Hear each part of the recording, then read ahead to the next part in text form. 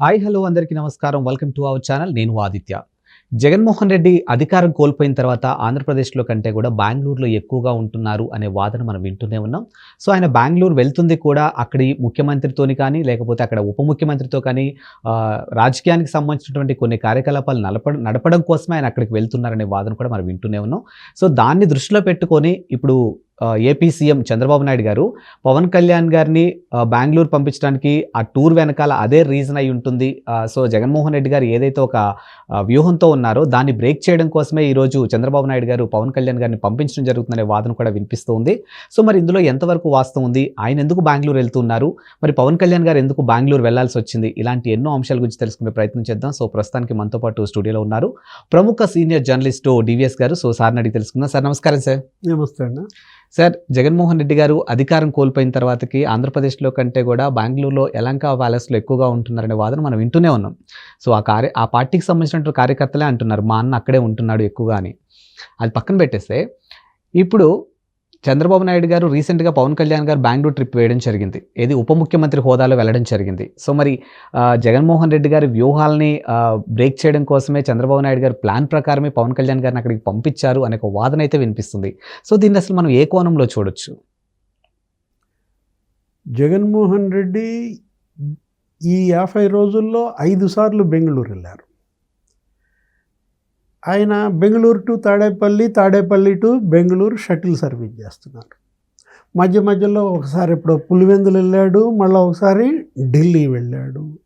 ఆయన ఎందుకో ఒక కంగారు, ఒక భయం, తనకంటూ ఒక ఆశ్రయం కోరుకుంటున్నట్టుగా కనపడుతోంది. ఇక్కడ తాడేపల్లిలో ఆయనకి భద్రత కుర్రబడిందా? మరోవైపు తనకు భద్రత కావాలని, భద్రత పెంచాలని పిటిషన్లు వేశారు, లేఖలు రాశారు. భయంతో ఇవాళ హైకోర్టులో పిటిషన్ వేస్తున్నారా? అసలు ప్రతిపక్ష హోదా కోసం ఒక పిటిషన్ వేశాడు. 2 పిటిషన్లు, 5 సార్లు బెంగుళూరుకి, ఒక 5 లెటర్స్ ఎవరికి? రాష్ట్రపతికి కావచ్చు, ప్రధానికి కావచ్చు, కేంద్ర హోంమంత్రికి కావచ్చు, గవర్నర్కి ఒక 2 లేఖలు.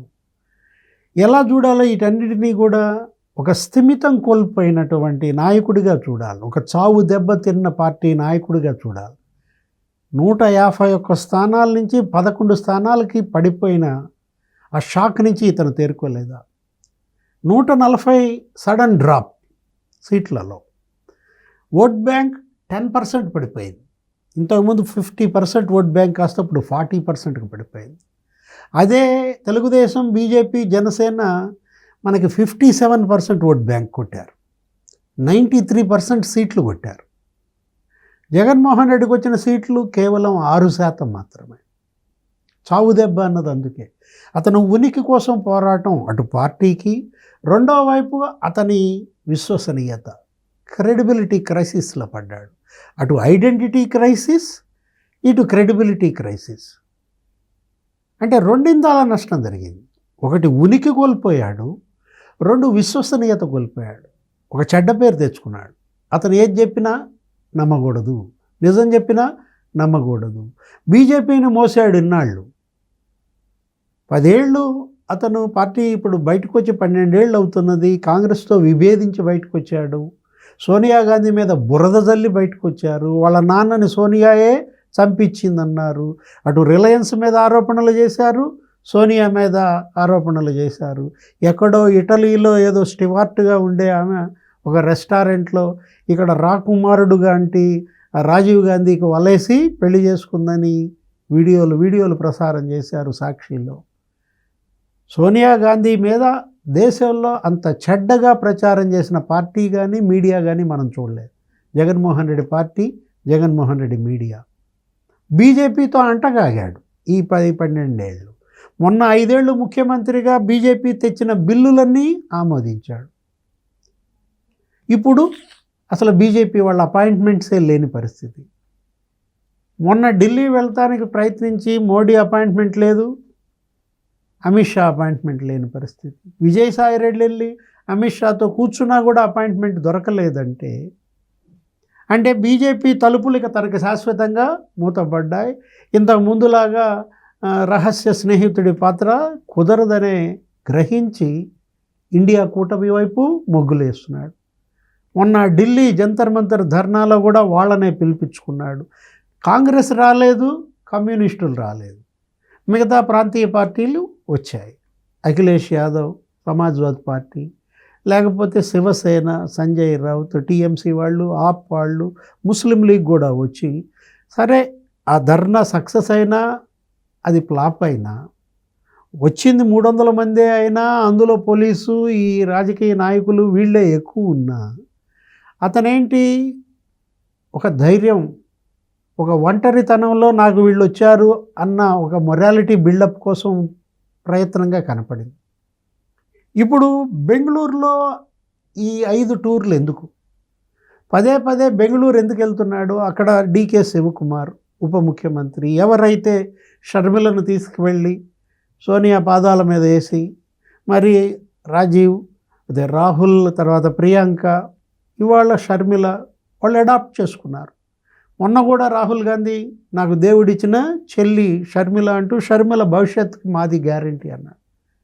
నన్ను కూడా ఏదో విధంగా సోనియా అపాయింట్మెంట్ కోసమా, డీకే శివకుమార్ పాకులాట, సిద్ధరామయ్య ద్వారా వెళ్ళటమా, మరి షర్మిల భవితవ్యం ఏంటి?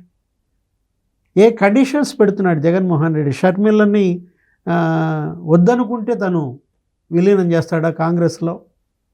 వైఎస్ఆర్ కాంగ్రెస్ పార్టీ ఇవాళ మనలేదు. ఇంకా నేను పవర్ లేకుండా బీజేపీతో శత్రుత్వం తెచ్చుకుని నేను గనక జైలుకి వెళ్తే నా బెయిల్ రద్దు అయితే ఈ పార్టీ నడిపేవాళ్ళు ఎవరు? ఇంత ముందులాగా తల్లి లేదు, చెల్లి లేదు, భార్య నడిపే స్థాయి కాదు. విలీనమే ఇక అంతిమ పరిష్కారంగా భావించి ఇవాళ జగన్మోహన్ రెడ్డి అడుగులు పడుతున్నట్టుగా కనపడుతుంది. అందుకే బెంగళూరు పదే పదే వెళ్ళడం, అక్కడే మకాం వేయటం. ఇప్పుడు నిన్న డిప్యూటీ సీఎం పవన్ కళ్యాణ్ వెళ్ళాడు కర్ణాటక, ఏదో కుంకి ఏనుగులు కావాలని వెళ్ళాడు, సిద్ధరామయ్యతో మాట్లాడాడు. ఇక్కడ ఈ కుప్పం ఈ ఏరియాలో రాయలసీమలో ఆ ఏనుగులు, ఆ మంద, వాటిని కంట్రోల్ చేసుకోవటం కోసం ఇక్కడ కుంకి ఏనుగులు లేకపోతే ఏదో ఒక 4-6 ఏనుగులను అడుగుదామని వెళ్తే 8 ఏనుగులు ఇచ్చినట్టున్నారు. పవన్ కళ్యాణ్ వెళ్ళింది అసలు కుంకి ఏనుగుల కోసమేనా? లేదు ఈ కుంకి ఏనుగుని తీసుకోవద్దని చెప్పడానికి వెళ్ళాడా? అక్కడ ఏం జరిగింది? అక్కడ ఏది సిద్ధరామయ్యతో ఆయన చర్చలేంటి? అటవీ శాఖ అక్కడ ఆ ఎర్ర చందనం స్మగ్లర్ల మీద ఉక్కుబాదం మోపటానికి 2 రాష్ట్రాలు కలిసి పనిచేయడం, ఉమ్మడి టాస్క్ ఫోర్స్. గతంలో మనం చూసాము, అక్కడ ఇనప ఖనిజం తవ్వేశారు. ఆ ఓబులాపురం, అనంతపురం జిల్లాలో గాలి జనార్దన్ రెడ్డి, బళ్ళారి, అదొక మైనింగ్ మాఫియా. అప్పుడు కూడా కర్ణాటక, ఆంధ్రప్రదేశ్ ఏ విధంగా నష్టపోయాయి మొత్తం ఖనిజ సంపద. ఇప్పుడు ఈ రెడ్ శాండల్ గత 5 ఏళ్లుగా స్మగ్లర్స్ భారీ ఎత్తున దాన్ని అక్రమ రవాణా చేసిన పరిస్థితి. వైఎస్ఆర్ కాంగ్రెస్ పార్టీ వాళ్ళే స్మగ్లర్లు, స్మగ్లర్లకే వైసీపీ టికెట్లు కూడా ఇచ్చి నిలబెట్టారన్న దీంట్లో ఎర్ర చందనం, దానిపైన ఇవాళ కంట్రోల్ కోసం ఈయన వెళ్ళిన నేపథ్యంలో జరిగిన చర్చలు సిద్ధరామయ్యతో పవన్ కళ్యాణ్ కేవలం అటవీ సంబంధమైన చర్చలేనా?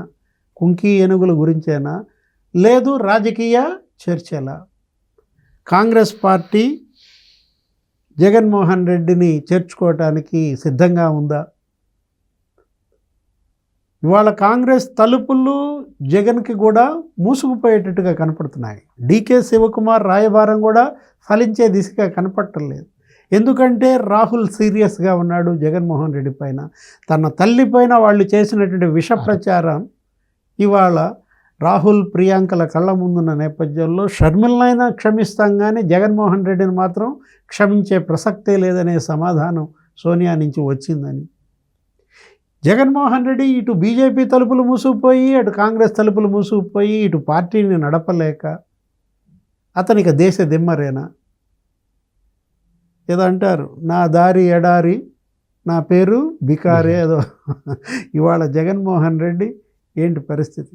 What next? Thank you sir. నమస్తే.